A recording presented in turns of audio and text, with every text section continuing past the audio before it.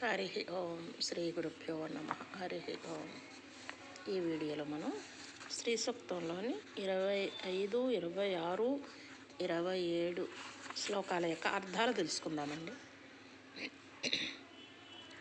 వర్షంతు తే విభావరీ దివో అభ్రస్య విద్యుతః రోహంతు సర్వబీజాన్యవా బ్రహ్మద్విషోజహి పద్మప్రియే పద్మిని పద్మహస్తే పద్మాలయే పద్మదళాయతాక్షి విశ్వప్రియే విష్ణుమనూనుకూలే త్వత్పాదపద్మం మయి సన్నిధస్వ.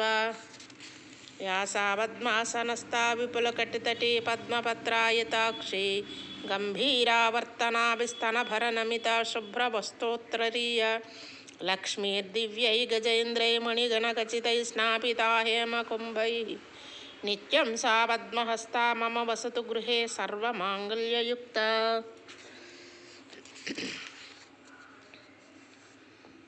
నీ కృపతో విద్యుల్లతాయుక్తులైన మేఘాలు రేయింబవళ్ళు వర్షించని, విత్తనాలు సమస్తం చక్కగా మొలకెత్తి ఏపుగా పెరగని, భగవంతుని నిందించేవారు నిష్క్రమించుగాక. పద్మం అంటే ఇష్టపడేదానా, పద్మకుమారి పద్మాన్ని చేత ధరించిన దాన, పద్మనివాసిని తామర రేకులు వంటి విశాలమైన కన్నులు కలదాన, లోకానికి ప్రియమైన దాన, విష్ణువు మనస్సుకు అనుకూలురాలమైన దాన, నీ పాదపద్మాలను నాపై మోపి నన్ను అనుగ్రహించు.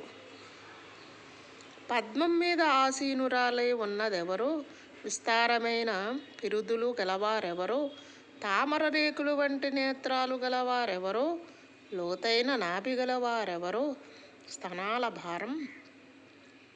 భారంతో వంగి ఉన్నవారెవరో, స్వచ్ఛమైన ఒలువలు ఉత్తరీయం ధరించిన వారెవరో, రత్నాలు పొదిగిన బంగారు కలశాల జలంతో దేవలోకంలోని శ్రేష్టత గజరాజులచే అభిషేకించబడుచున్న వారెవరో, పద్మాన్ని చేత ధరించిన వారెవరో, సర్వమంగళ స్వరూపిణి అయినదెవరో, అట్టి మహాలక్ష్మి నా గృహంలో సదా సర్వవేళలా నివసించుగాక.